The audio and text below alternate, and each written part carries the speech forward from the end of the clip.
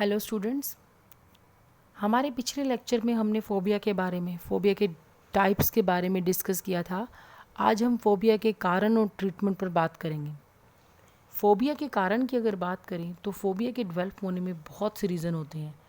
बहुत से साइकोलॉजिस्ट और साइकेट्रिस्ट द्वारा की गई स्टडी से मिले फैक्ट्स पर अगर विचार करें तो यह स्पष्ट होता है कि फ़ोबिया के निम्नलिखित 4 फैक्टर्स होते हैं जो फ़ोबिया के डेवलप होने के लिए रिस्पॉन्सिबल होते हैं। Biological factors, environmental factors, psychoanalytical factors, behavior factors and cognitive factors. Biological factors की अगर बात करें तो फोबिया के डेवलप होने में बायोलॉजिकल फैक्टर्स का काफ़ी इन्वॉल्वमेंट रहता है। अध्ययनों से पता चलता है कि फोबिया उन लोगों में जल्दी डेवलप होता है जिनका ऑटोनॉमिक नर्वस सिस्टम कई तरह के इन्वायरमेंट स्टिमुलस से अफेक्टेड हो जाता है। इसे ऑटोनॉमिक लेबिलिटी कहते हैं। ऑटोनॉमिक लेबिलिटी अस्थिरता काफ़ी हद तक जेनेटिकल डिटर्मिन होता है। जेनेटिक फैक्टर्स का फोबिया के डेवलप होने में काफ़ी योगदान रहता है।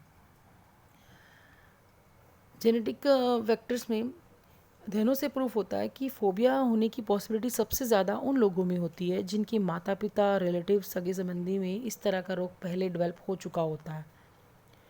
स्टडी से पता चला कि अगोराफोबिया के पेशेंट में इस डिसऑर्डर के साथ साथ पैनिक डिसऑर्डर भी डेवलप होने की पॉसिबिलिटी बनी रहती है।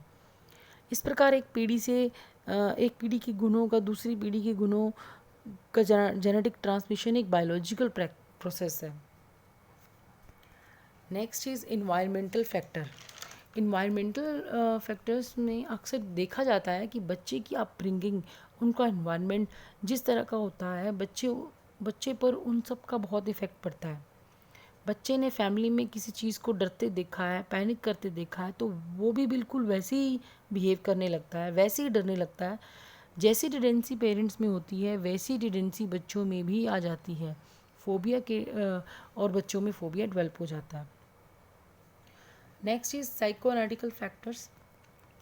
फोबिया के डेवलप होने में साइकोएनालिटिकल फैक्टर्स का भी पूरा योगदान रहता है। सिगमंड फ्राइड के अकॉर्डिंग व्यक्ति के अनकॉन्शियस माइंड में जो दबी हुई इच्छाएं होती हैं, उन्हीं इच्छाओं से जो एंग्जाइटी डेवलप होती है, उस एंग्जाइटी के प्रति फोबिया एक डिफेंस की तरह काम करता है। यह एंग्जाइटी डर उत्पन्न करने वाले स्टिमुलस से डिस्प्लेस होकर किसी ऐसे ऑब्जेक्ट या सिचुएशन से रिलेटेड हो जाता है जो उन इच्छाओं से किसी न किसी ढंग से जुड़े होते हैं। कोई भी ऑब्जेक्ट या सिचुएशन जैसे बंद स्थान, हाइट, कीड़े मकोड़े आदि व्यक्ति के लिए फोबिया डेवलप करने के वाले स्टिमुलस हो जाते हैं। उन ऑब्जेक्ट और सिचुएशन से दूर रहकर उसे अवॉइड कर कर अपने आप को दबे हुए कन्फ्लिक्ट से बचाता है। अध्ययनों से पता चलता है कि जब अनकॉन्शियस सेक्सुअल डिज़ायर कॉन्शियस में जाने की कोशिश करते हैं तो ईगो एंग्जाइटी को किसी दूसरे ऑब्जेक्ट या सिचुएशन पर ट्रांसफ़र कर देती है जो बाद में डेंजरस जैसा प्रतीत होता है। फ्राइड के अकॉर्डिंग जैसे सोशल फोबिया भी सेक्सुअल डिज़ायर से डेवलप होने वाली अनकॉन्शियस डिज़ायर से जन्म लेता है। फ्राइड का मानना था कि क्राउड से डर डेवलप होने के कारण व्यक्ति का अनकॉन्शियस फियर यह रहता है कि इससे व्यक्ति समाज के सामने कुछ एक्सपोज ना कर दे, कुछ बोल ना दे, जिससे सोसाइटी में एम्बैरेसमेंट हो। बहुत से साइकोलॉजिकल डिसऑर्डर हमारी अनकॉन्शियस डिज़ायर के कारण डेवलप होते हैं। अपनी इच्छाओं को दबाने के प्रोसेस को रिप्रेशन कहते हैं। सिगमंड फ्राइड का मानना था कि व्यक्ति अपनी अनकॉन्शियस डिज़ायर को फोबिया के थ्रू एक्सप्रेस करता है। व्यक्ति की जो छुपी हुई दबी हुई इच्छाएं जो उनके अंदर छुपी होती हैं वो व्यक्ति में एंग्जाइटी और टेंशन क्रिएट करती है, और ये टेंशन एंग्जाइटी डर के रूप में व्यक्ति के अंदर से रिलीज़ होती है, और यही डर, चिंता और स्ट्रेस से ही व्यक्ति में फोबिया डेवलप होता है। Next is behaviour factors. Behaviour theory के अकॉर्डिंग फोबिया का मेन रीज़न गलत सीखना, फॉल्टी लर्निंग होता है। फोबिया अवॉइडेंस कंडीशनिंग के द्वारा डेवलप होता है, अर्थात व्यक्ति तो किसी चीज़ से डरना सीख जाता है, फिर उस चीज़ से दूर रहकर उसे अवॉइड करके काम करना सीख जाता है। क्लासिकल कंडीशनिंग में कंडीशनल स्टिमुलस डर पैदा करने वाले स्टिमुलस या घटना के साथ जोड़ दिया जाता है। तो पहले तो व्यक्ति कंडीशनल स्टिमुलस से डरना सीख जाता है क्योंकि उसे डरने वाले ऑब्जेक्ट से जोड़ा गया। फिर व्यक्ति उस डराने वाले ऑब्जेक्ट से दूर रहकर या इस डराने वाले ऑब्जेक्ट को अवॉइड करके काम करना सीख जाता है। इसे ऑपरेंट कंडीशनिंग कहते हैं। फोबिया के लिए ज़रूरी है कि डर जनरलाइज हो, अर्थात व्यक्ति सिर्फ कंडीशनल स्टिमुलस से ही ना डरे, बल्कि अन्य समान मिलते जुलते स्टिमुलस से भी डरे। जैसे किसी पर्टिकुलर ऊंची जगह से ना डर कर सभी ऊंची जगह से डरे। फोबिया के पेशेंट में ज़्यादातर यह देखा जाता है कि किसी पर्टिकुलर ऑब्जेक्ट से डेवलप हुए फोबिया ज़्यादातर उस ऑब्जेक्ट से उत्पन्न दर्द भरे एक्सपीरियंस से शुरू होता है। जैसे बाइक से एक्सीडेंट हो जाने पर कुछ लोगों में सिर्फ बाइक से ही नहीं बल्कि सभी तरह के दो पहियों के व्हीकल को चलाने के प्रति उनमें इरेशनल फियर डेवलप हो जाता है। बट स्टडीज़ में यह भी पाया गया कि कुछ ऐसे भी पेशेंट होते हैं जिन्हें किसी ऐसे एक्सपीरियंस जैसे एक्सीडेंट का एक्सपीरियंस ना भी हो तो भी व्यक्ति में फोबिया डेवलप हो जाता है। ऑब्जर्वेशन लर्निंग से भी फोबिया डेवलप होता है। व्यक्ति जैसे किसी ऑब्जेक्ट से किसी को डरते देखता है तो वह डरना सीख जाता है। Next is cognitive factors. Phobia के डेवलप होने में कॉग्निटिव फैक्टर्स का भी काफ़ी इम्पॉर्टेंट रोल रहता है। इसमें व्यक्ति के अंदर कॉग्निटिव डिस्टर्बेंस पाई जाती हैं। व्यक्ति चीज़ों को नेगेटिव रूप से समझने लगता है, नेगेटिव स्कीमा डेवलप कर लेता है, जिससे व्यक्ति में निराशा पैदा हो जाती है। व्यक्ति चीज़ों को गलत तरीके से एक्सप्लेन करने लगता है। जिस व्यक्ति में फोबिया के सिम्टम्स होते हैं वह व्यक्ति जानबूझकर उस सिचुएशन या उससे मिलने वाली इन्फॉर्मेशन को इस ढंग से ट्रीट करते हैं कि उनका फोबिया और भी मजबूत हो जाता है। अध्ययनों से पता चलता है कि डरने वाले जो व्यक्ति होते हैं, जो किसी भी चीज़ से डरते हैं, जैसे मकड़े से डरने वाले व्यक्ति मकड़े और उससे जुड़ी किसी भी बात को इतना ओवर एस्टिमेट करते हैं और उस मकड़े की जो बात है, उसकी इन्फॉर्मेशन है, उसके बारे में जो भी है उसको इस ढंग से एक्सप्लेन करते हैं कि उनका फोबिया और भी मजबूत हो जाता है। सोशल फोबिया में भी कॉग्निटिव फैक्टर की स्पष्ट भूमिका देखने को मिलती है। अध्ययनों में देखा गया कि ऐसे लोग सोसाइटी में होने वाले अपने बारे में किए गए वैल्यूएशन को लेकर चिंतित रहते हैं कि लोग उनके बारे में क्या सोचेंगे, लोग उनके बारे में क्या कहेंगे। उन्हें यही चिंता लगी रहती है कि लोगों के मन में उनकी क्या इमेज है। इसके अलावा भी बहुत से कारण होते हैं जो फोबिया के डेवलप होने में रिस्पॉन्सिबल होते हैं। जैसे जिनकी लाइफ में बहुत स्ट्रगल रहा होता है, वो सफल नहीं हो पाते, सोसाइटी में अपने आप को इन्फीरियर, गुड फॉर नथिंग समझने लगते हैं। उनके मन में बहुत ही डर बैठ जाता है कि अब लोग उन्हें पसंद नहीं करेंगे, तो उनमें सोशल फोबिया डेवलप हो जाता है। किसी को बचपन में कभी फ़्लाइट में कोई बुरा एक्सपीरियंस हो जाए, कोई दुर्घटना हो जाए, एक्सीडेंट हो जाए, तो वह फ़्लाइट से डरने लगता है, प्लेन को देखते ही कांपने लगता है। तो पेशेंट जिससे किसी चीज़ से फोबिया हो वो उस चीज़ को अवॉइड करना शुरू कर देता है, तो वो उस चीज़ को फेस ही नहीं कर पाता जिससे वह डरता है। तो ऐसे व्यक्ति सोसाइटी में जब किसी से सामना हो तो उनके हाव भाव बदल जाते हैं, अजीब से एक बॉडी एक्सप्रेशन देने लगते हैं।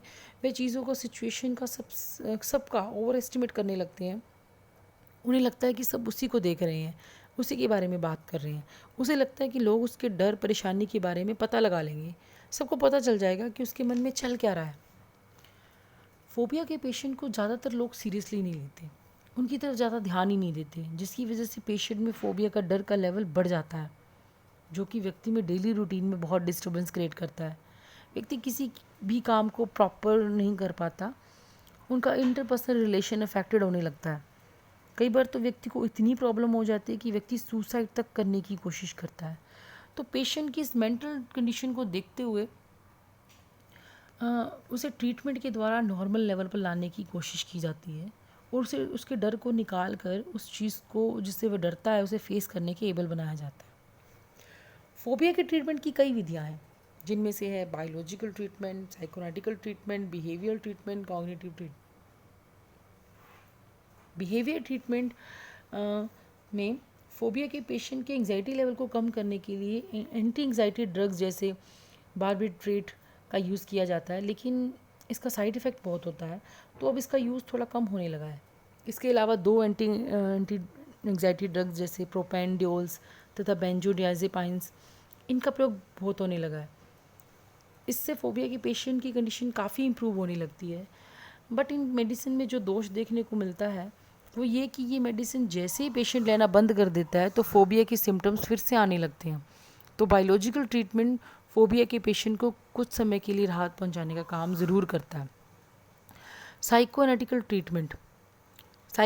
ट्रीटमेंट में पेशेंट के उन रिप्रेस्ड मेंटल कन्फ्लिक्ट की पहचान की जाती है, पेशेंट के मेंटल कन्फ्लिक्ट को जानने के लिए फ्री एसोसिएशन मेथड तथा ड्रीम एनालाइज टेक्निक का यूज़ किया जाता है।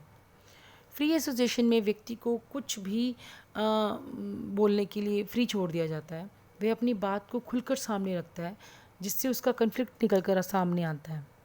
ड्रीम एनालाइज में व्यक्ति के सपनों का विश्लेषण खुलकर करने को कहा जाता है, जिससे उनके ड्रीम्स के थ्रू कन्फ्लिक्ट निकल के सामने आता है। ऑर्थोडॉक्स साइकोएनालिस्ट बेसिकली पेशेंट के सेक्सुअल कन्फ्लिक्ट का पता लगाकर उसकी ट्रीटमेंट करते हैं। Next is behaviour treatment. Phobia के ट्रीटमेंट में बहुत सी बिहेवियर टेक्निक का यूज़ किया जाता है, जैसे सिस्टमेटिक डीसेनेटाइजेशन, मॉडलिंग तथा फ्लडिंग। सिस्टमेटिक डीसेंसिटाइजेशन, जिसे क्रमबद्ध अंशवेदीकरण भी कहते हैं, इस टेक्निक का विकास जोसेफ वुल्फी ने 1950 वाले दशक में किया था। इस टेक्निक के द्वारा काफ़ी फोबिया का काफ़ी हद तक सक्सेसफुल रहता है इलाज। इस टेक्निक में ट्रीटमेंट 3 अवस्थाओं में होता है। पहली अवस्था में पेशेंट को मसल्स को रिलैक्स करने की ट्रेनिंग दी जाती है, मसल्स की रिलैक्सेशन की ट्रेनिंग होती है। दूसरी अवस्था में पेशेंट उन सभी ऑब्जेक्ट सिचुएशन की जिससे वह डरता है, उन सभी की हिरार्किकल लिस्ट में तैयार करता है। तीसरी अवस्था में काउंटर कंडीशन के सहारे पेशेंट के फोबिया को धीरे धीरे कम किया जाता है। इस तीसरी अवस्था में पेशेंट रिलैक्सेशन की अवस्था में रहते हुए जो लिस्ट बनाई है, जिन स्टिमुलस से पेशेंट डरता है, उनके बारे में एक एक करके सोचता है। सबसे पहले उन स्टिमुलस के बारे में सोचता है जिससे सबसे कम डरता है, फिर उससे ज़्यादा डराने वाले स्टिमुलस के बारे में सोचता है, एक के बाद एक ज़्यादा डर पैदा करने वाले स्टिमुलस के बारे में सोचता है। इससे पेशेंट का डर काफ़ी हद तक कम हो जाता है। मॉडलिंग की अगर बात करें तो इस टेक्निक में पेशेंट ऐसे मॉडल या किसी व्यक्ति के बिहेवियर को देखता है जो उसके डरे हुए बिहेवियर से रिलेटेड उस सिचुएशन या ऑब्जेक्ट को बिना डरे फेस करता है। जैसे अगर पेशेंट सांप से डरता है तो वो व्यक्ति सांप को गले में डालकर दिखाएगा, गले में डालकर उसको उलट पुलट कर अपने कंधे पर लेके आता है, फिर उसे हाथ में लेकर रखता है। यह सब देखकर पेशेंट को लगता है कि वो तो फालतू में ही सांप से डर रहा था, जबकि सांप तो उससे कोई हानि पहुंचा ही नहीं रहा। इसके बाद पेशेंट को मोटिवेट किया जाता है कि वह सांप के पास आए, उसे छूकर देखे, धीरे धीरे उसे सांप को पकड़ने को कहा जाता है। इस प्रकार मॉडलिंग के द्वारा पेशेंट के डर को काफ़ी हद तक कम किया जाता है, इनफैक्ट ख़त्म भी किया जा सकता है। फ्लडिंग, इस टेक्निक के द्वारा भी फोबिया के पेशेंट को नॉर्मल लेवल पर लाया जा सकता है। इसमें पेशेंट को उस सिचुएशन में लंबे समय तक रखा जाता है जिस सिचुएशन में पेशेंट डरता है। जैसे पेशेंट को अंधेरे से डर लगता है तो अंधेरे कमरे में कुछ घंटों के लिए रखा जाता है। ऊंचाई से डरता है तो पेशेंट को ऊंची जगह पर खड़े होने के लिए कहा जाता है। कई घंटों तक उसे वहाँ खड़ा किया जाता है। ऐसा करने से पेशेंट में यह इंसाइट पैदा हो जाती है कि उसका डर बेसलेस है, व्यर्थ है, इसमें किसी भी प्रकार का कोई नुकसान नहीं होता। ऐसे इंसाइट पैदा होते ही व्यक्ति का फोबिया ऑटोमेटिकली कम होने लगता है। इसके अलावा ब्लड फोबिया की ट्रीटमेंट के लिए एक नई टेक्निक का यूज़ किया जाता है, अप्लाइड टेंशन जिसे कहा जाता है। इसका प्रतिपादन ऑस के द्वारा किया गया था। यह टेक्निक सिस्टमेटिक सेंसिटाइजेशन पर बेस्ड है। ब्लड फोबिया का पेशेंट जब भी ब्लड को देखता है तो उसमें कुछ बायोलॉजिकल प्रोसेस शुरू हो जाता है जो दूसरे टाइप की फोबिया से अलग होता है, डिफरेंट होता है। जैसे ब्लड को देखते ही पेशेंट का ब्लड प्रेशर लो हो जाता है, हार्ट रेट धीरे हो जाती है, कभी कभी वह बेहोश भी हो जाता है। और उसका मानना है कि यदि पेशेंट के मसल्स में स्ट्रेस पैदा किया जाए तो पेशेंट की बीपी, हार्ट रेट नॉर्मल हो जाता है। इस टेक्निक में पेशेंट को अपने हाथ पैर की मसल्स में स्ट्रेस पैदा करके फिर धीरे धीरे मसल्स को स्ट्रेस फ्री करने की ट्रेनिंग दी जाती है ताकि पेशेंट ब्लड को देखकर पैनिक ना हो। और उसके अकॉर्डिंग ब्लड फोबिया के पेशेंट को इस टेक्निक के द्वारा काफ़ी राहत मिली। Next is cognitive treatment. Phobia के ट्रीटमेंट में इरेशनल बिलीफ डेवलप हो जाते हैं। फोबिया के पेशेंट है वो उसके दिमाग में काफ़ी चीज़ें इरेशनल पैदा हो जाती हैं, इरेशनल थॉट का पैटर्न सब उसके दिमाग में बनने लगता है जिनका कोई आधार ही नहीं होता। पेशेंट को उनकी इरेशनल बिलीफ के खोखलेपन को समझने की कोशिश की जाती है। उसे यह समझाया जाता है कि उसके मन के अंदर कुछ इरेशनल थॉट का पैटर्न बन रहा है, जैसे डर पैदा हो रहे हैं जिनका कोई आधार नहीं है।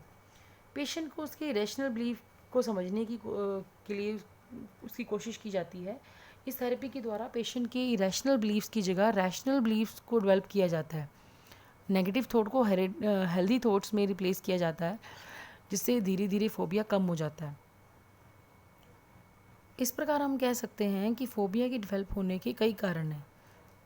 तो ट्रीटमेंट की भी बहुत टेक्निक्स हैं जिनका प्रयोग साइकेट्रिस्ट और काउंसलर के द्वारा किया जाता है और फोबिया के पेशेंट को नॉर्मल लेवल पर लाने की कोशिश की जाती है।